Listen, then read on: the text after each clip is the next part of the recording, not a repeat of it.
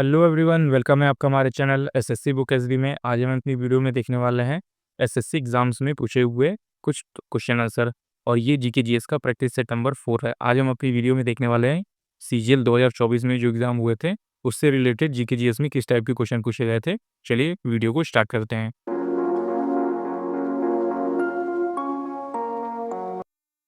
तो जैसे ये आप देख पा रहे हैं, ये पेपर हुआ था 10/9/2024 को 9 से 10 बजे की शिफ्ट में, मतलब कि पहली शिफ्ट में ये पेपर हुआ था। तो इसमें आइए देखते हैं कि हमारा पहला क्वेश्चन जो है वो किस तरह से पूछा गया है। हमारा पहला क्वेश्चन है, भारत में राष्ट्रीय आय जो नेशनल इनकम है उसकी गणना के इतिहास के संबंध में निम्नलिखित में से कौन सा कथन सही नहीं है। तो इसमें पूछा गया है कि कौन सा कथन नेशनल इनकम के संबंध में सही नहीं है। तो आप देख पा रहे होंगे फोर्थ वाला हमारा ऑप्शन हो जाएगा।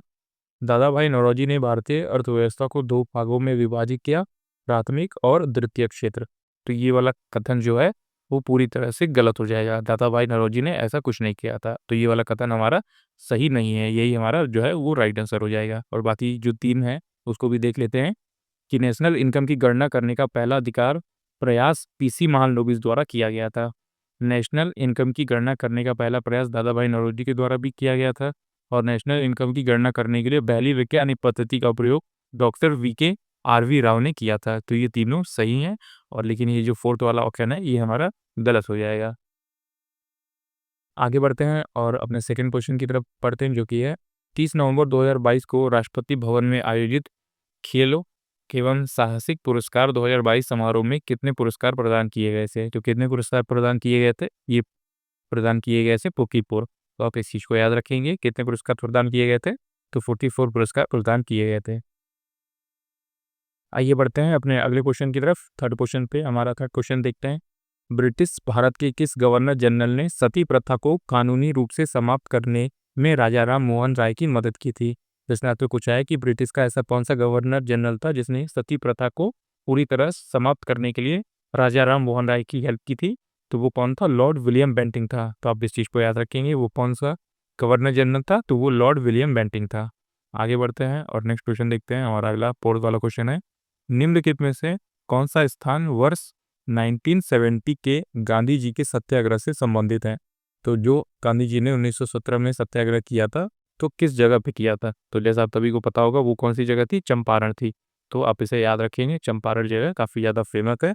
तो आप इस चीज़ को याद रखेंगे, 1917 में गांधी जी ने सत्याग्रह यहीं पे किया था, चंपारण में। आइए बढ़ते हैं अगले क्वेश्चन की तरफ। फिफ्थ वाला क्वेश्चन देखते हैं, जो कि है न्यूलैंड ने धातु CO और Ni के हेलोजन के साथ किस म्यूजिकल नोट्स में रखे थे। तो ये किस म्यूजिकल नोट्स में रखे थे, तो ये रखे थे DO में रखे थे। तो आप इस चीज़ को याद रखिए जी, किस म्यूजिकल नोट में रखे थे, तो DO में रखे थे। आगे बढ़ते हैं और नेक्स्ट क्वेश्चन देखते हैं। सिक्स्थ वाला क्वेश्चन है हमारा, मार्च 2023 में भारत के 28वें लेखा महानियंत्रक, जिसे हम CGA भी कहते हैं, डैश के रूप में नियुक्त किया गया था।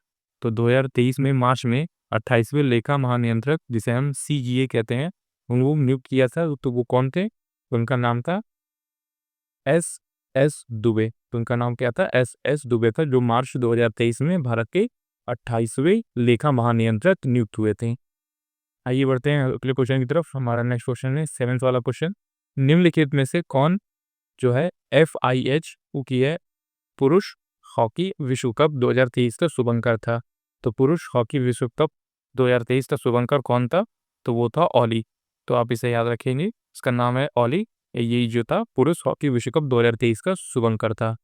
आगे बढ़ते हैं और नेक्स्ट क्वेश्चन देखते हैं। आठवां क्वेश्चन है हमारा, मणिपुर के निम्नलिखित में से किस शहर में जवाहरलाल नेहरू ने मणिपुर नृत्य अकेडमी स्थित की थी। तो ये आप याद रखेंगे कि मणिपुर के निम्नलिखित में किस शहर में जवाहरलाल जवाहरलाल नेहरू मणिपुर नृत्य अकेडमी स्थित है, तो इम्फाल में है। तो इम्फाल में जो है आप याद रखेंगे, इम्फाल जो है मणिपुर में आता है और यहीं पर है मणिपुर नृत्य अकेडमी, यहीं पर स्थित है। आगे बढ़ते हैं और नाइन्थ वाला क्वेश्चन देखते हैं। पार्ट नाइन्थ क्वेश्चन है, दक्षिण भारत के निम्नलिखित में से किस साम्राज्य के अंतर्गत महाबलीपुरम मंदिर वास्तुकला के एक महत्वपूर्ण केंद्र के रूप में उभरा। तो कौन से केंद्र के रूप में उभरा, पल्लव के। तो आप इसे याद रखेंगे, कौन से केंद्र के रूप में उभरा, तो पल्लव केंद्र के रूप में जो है ऊपर आया, मतलब कि लोगों को इसके बारे में काफ़ी जानकारी मिली। आप इसे याद रखें, दक्षिण भारत के निम्नलिखित में से किस साम्राज्य के अंतर्गत जो महाबलीपुरम मंदिर है वास्तुकला के एक महत्वपूर्ण केंद्र के रूप में उभरा, तो पल्लव राजवंश के अंतर्गत आया था। आगे बढ़ते हैं 10th वाला क्वेश्चन देखते हैं। कौन सी पंचवर्षीय योजना मुख्य रूप से गरीबी हटाओ पहल पर केंद्रित थी? तो ऐसा कौन सा पंचवर्षीय योजना था, हमारा 5 ईयर प्लान था, उसमें ये कहा गया था कि गरीबी हटाओ, मतलब देश में गरीबी ज़्यादा नहीं रहनी चाहिए, देश की गरीबी के लिए कुछ किया जाए। तो ऐसे कौन सी पंचवर्षीय योजना में ये जो है फैसला किया गया था? तो 5वीं पंचवर्षीय योजना में ये फैसला किया गया था। तो आप उसे याद रखेंगे। फिफ्थ 5 ईयर प्लान में गरीबी हटाओ की पहल की गई थी। आगे बढ़ते हैं, 11 क्वेश्चन देखते हैं। भारतीय संविधान ने डैश की स्थापना की है? भारतीय संविधान ने एक किसकी स्थापना की है? तो वो की है स्वतंत्र न्यायपालिक प्रणाली की स्थापना की है। इंडिपेंडेंट जुडिशियल सिस्टम की स्थापना की है किसने? भारतीय संविधान ने। तो आप इस चीज़ को याद रखेंगे, इंपॉर्टेंट क्वेश्चन बनता है ये एग्जाम्स में, क्वालिटी से ये क्वेश्चन जरूर आपसे पूछे जाते हैं। भारतीय संविधान ने डैश की स्थापना की, तो स्वतंत्र न्यायपालिका प्रणाली की, मतलब कि इंडिपेंडेंट जुडिशियल सिस्टम की शुरुआत की गई, की स्थापना की गई थी। आगे बढ़ते हैं और 12th वाला क्वेश्चन देखते हैं। एक गर्म प्लेटिनियम सतह पर गैसीय अमोनिया का अपघटन उच्च दाब पर डैश क्रम में अभिक्रिया है। तो ये कैसा है? शून्य क्रम की अभिक्रिया है। तो ऑप्शन नंबर 4 आपका राइट आंसर हो जाएगा। ये जो है केमिस्ट्री से पूछा गया क्वेश्चन है। एक गर्म प्लेटिनियम सतह पर गैसीय अमोनिया का अपघटन उच्च दाब पर शून्य क्रम की अभिक्रिया है। आइए बढ़ते हैं अपने अगले क्वेश्चन की तरफ। तो हमारा 13 क्वेश्चन आप देख पा रहे होंगे। हुमायूं की मृत्यु के बाद 13 वर्षीय अकबर का जो है 1556 में डैश कालानौर में राज्याभिषेक हुआ। जो हुमायूं की मृत्यु हुई तो उसके 13 वर्षीय अकबर का जो है 1556 में किस जगह पे कालानौर में राज्याभिषेक हुआ? तो ये कालानौर कहाँ पे है? तो ये आप देख पा रहे होंगे, ये पंजाब में है। ऑप्शन नंबर 4 आपका राइट आंसर हो जाएगा कि पंजाब के कालानौर में राज्याभिषेक हुआ था अकबर का 1556 में, जब वो 13 वर्ष का था। आगे बढ़ते हैं, क्वेश्चन आता है हमारा, निम्नलिखित में से कौन सा अविकरणीय भोजन है? तो अविकरणीय भोजन कौन सा है? दाल हो जाएगा आपका राइट आंसर। तो आप इसे याद रखेंगे कि जो अविकरणीय भोजन है वो दाल रहता है। आगे बढ़ते हैं अगले क्वेश्चन की तरफ। 15 क्वेश्चन है हमारा। किस सरकार ने 2022 में पंडित अनिंदो चटर्जी नामक प्रतिष्ठित ताल वादक को भंग विभूषण पुरस्कार से सम्मानित किया? तो ये उस टाइम के करंट अफेयर का क्वेश्चन है, तो इसे आप याद रखेंगे, पश्चिम बंगाल से। तो आप इसे ने याद रखा कि 2022 में पंडित जो है अनिंदो चटर्जी नामक प्रतिष्ठित ताल वादक को भंग विभूषण पुरस्कार से सम्मानित किया गया। तो ये कहाँ पे? पश्चिम बंगाल की सरकार ने इन्हें सम्मानित किया गया था। आइए बढ़ते हैं आगे और नेक्स्ट क्वेश्चन देखते हैं 16 वाला। किन जीवों को एविज के रूप में वर्गीकृत किया गया है? तो किस जीव जो है किन जीवों को जो है एविज के रूप में वर्गीकृत किया गया है? तो पक्षियों को किया गया है। तो पक्षियों का जो ग्रुप है वो एविज के रूप में वर्गीकृत किया जाता है। आगे बढ़ते हैं, 17 क्वेश्चन देखते हैं।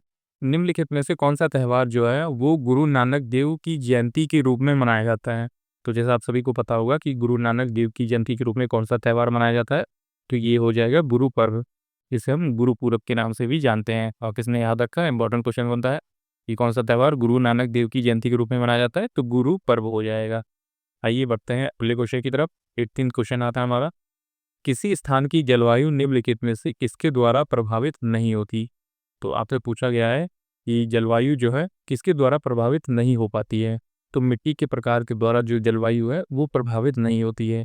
जलवायु जो है हवा के द्वारा, पानी के द्वारा और कुछ और चीज़ों के द्वारा प्रभावित हो सकती है, लेकिन जो है मिट्टी के प्रकार के द्वारा प्रभावित नहीं हो सकती है। ऐसा नहीं हो सकता कि जहाँ पे काली मिट्टी है वहाँ की जलवायु कुछ और हो और यहाँ पे लाल मिट्टी है वहाँ की जलवायु कुछ और हो। तो ये मिट्टी का प्रकार कभी भी जलवायु का कारण, मतलब कि प्रभावित होने का कारण नहीं बनती है।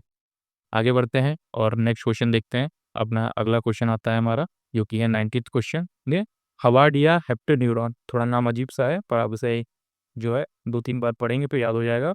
हवार्ड या हेप्टेन्यूरॉन जो कि लुप्त प्राय हो गया है, मतलब कि अभी हमें ज़्यादातर देखने को नहीं मिलता। निम्नलिखित में से किसकी प्रजाति है? तो ये प्रजाति है किसकी? आप याद रखें, घास की प्रजाति है ये। तो हवार्ड या हेप्टेन्यूरॉन जो है वो एक घास की प्रजाति है जो धीरे धीरे लुप्त होती जा रही है, मतलब कि अभी हमने ज़्यादातर जगहों में देखने को नहीं मिलती। आइए आगे बढ़ते हैं और देखते हैं 20 क्वेश्चन। निम्नलिखित में से कौन सा स्थान भौगोलिक रूप से श्रीलंका के समीप है? तो श्रीलंका के सबसे समीप वाली जगह कौन सी है? तो ऑप्शन नंबर तीसरा हो जाएगा केवल कराईकल। तो केवल कराईकल जो है वो श्रीलंका के सबसे नज़दीक भौगोलिक रूप से मौजूद है। तो आपने याद रखा कि श्रीलंका के सबसे नज़दीक भौगोलिक रूप से कौन सी जगह स्थित है, तो केवल कराईकल स्थित है। इंपॉर्टेंट क्वेश्चन है, याद रखेंगे आप इसे। आगे बढ़ते हैं, 21 क्वेश्चन देखते हैं। निम्नलिखित में से किस राज्य सरकार द्वारा जो है तानसेन संगीत समारोह आयोजित किया जाता है? तो किस राज्य सरकार के द्वारा तानसेन संगीत समारोह जो है आयोजित किया जाता है? वो है मध्य प्रदेश सरकार के द्वारा। तो आप याद रखेंगे, मध्य प्रदेश सरकार के द्वारा ही तानसेन संगीत समारोह आयोजित किया जाता है। आगे बढ़ते हैं, 22 क्वेश्चन है हमारा। पहली एशियाई कबड्डी चैंपियनशिप कब आयोजित की गई थी? जो पहली एशियाई कबड्डी चैंपियनशिप है वो कब आयोजित की गई? 1980 में, 1980s में ये आयोजित किया गया था। क्या? पहला एशियाई कबड्डी चैंपियनशिप आयोजित किया गया था 1980 में। इंपॉर्टेंट क्वेश्चन है, याद रखेंगे आप। ये क्वेश्चन हो सकता है एग्जाम में पूछा जाए। आगे बढ़ते हैं, नेक्स्ट क्वेश्चन देखते हैं।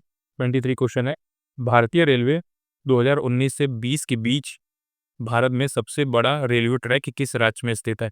तो 2019 से 2020 के बीच जो है उत्तर प्रदेश में सबसे बड़ा रेलवे ट्रैक मौजूद है। आप याद रखेंगे, 2019 और 2020 के अनुसार भारत में सबसे बड़ा रेलवे ट्रैक किस राज्य में है? तो यूपी में है। आगे बढ़ते हैं, अगला क्वेश्चन आता है हमारा, 24 क्वेश्चन आता है। निम्नलिखित में से किस अधिनियम को निरस्त करने और प्रतिस्थापित करने के लिए संसद ने नौवहन समुद्रिक सहायता विधेयक 2021 पारित किया गया था?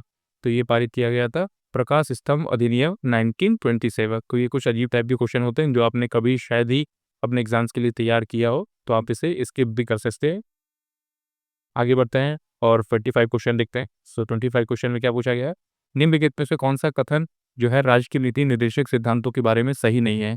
इस टाइप के क्वेश्चन काफ़ी ज़्यादा इंपॉर्टेंट होते हैं और ये ज़्यादातर पॉलिटी से पूछे जाते हैं। आपको लास्ट तक क्वेश्चन को बहुत अच्छे से पढ़ना होता है। जैसे आप इसमें देख पा रहे होंगे, नीति निर्देशक सिद्धांत के बारे में कौन सा कथन सही नहीं है। नहीं है पे आप ज़्यादा जो है फोकस करेंगे। कई बार नहीं है हमें दिखाई नहीं देता और हम पढ़ लेते हैं कौन सा कथन सही है। तो एग्जाम में ऐसी गलती नहीं करनी है आपको। आप क्वेश्चन को अच्छे से जो है देखेंगे, पढ़ेंगे, फिर आंसर के टिक करेंगे। तो इसका जो राइट आंसर हो जाएगा, आप देख पा रहे होंगे, यह लोगों के कल्याण को बढ़ावा देते हैं, इसलिए ये निजी और व्यापारिक है। तो ये जो है गलत हो जाएगा। राज्य के नीति निर्देशक तत्व के बारे में ऐसा राज्य के नीति निर्देशक तत्व नहीं होते हैं। तो किस तरह से होते हैं ये हम देखते हैं। ये प्रकृति में सकारात्मक होते हैं क्योंकि राज्यों को कुछ मामलों में इनकी आवश्यकता होती है। अगला है, इनका उद्देश्य देश में सामाजिक और आर्थिक लोकतंत्र को स्थापना करना है। इन पर नैतिक और राजनीतिक प्रतिबंध होते हैं। तो ये भी तीनों जो है सही होते हैं राज्य के नीति निर्देशक सिद्धांत के बारे में, लेकिन ये जो तीसरा ऑप्शन है हमारा, ये गलत हो जाता है और ये हमारा जो गलत है बड़ी सही है। तो इस तरह से आप याद रखेंगे। तो ये था दोस्तों आज का हमारा प्रैक्टिस सेट नंबर 4। अगर आपको हमारा ये जो वीडियो है वो पसंद आया तो हमारी इस वीडियो को एक लाइक ज़रूर कर दीजिएगा और अपने आने वाले एसएससी एग्जाम के लिए हमारे चैनल एसएससी बुक एसबी को भी ज़रूर सब्सक्राइब कर लीजिएगा। हम ऐसे यूजफुल वीडियो लेके आते रहते हैं जो आपकी एग्जाम टाइम में काफ़ी हेल्प करेगी। तब तक पढ़ते रहिए और हमेशा अपने लक्ष्य की तरफ आगे बढ़ते रहिए।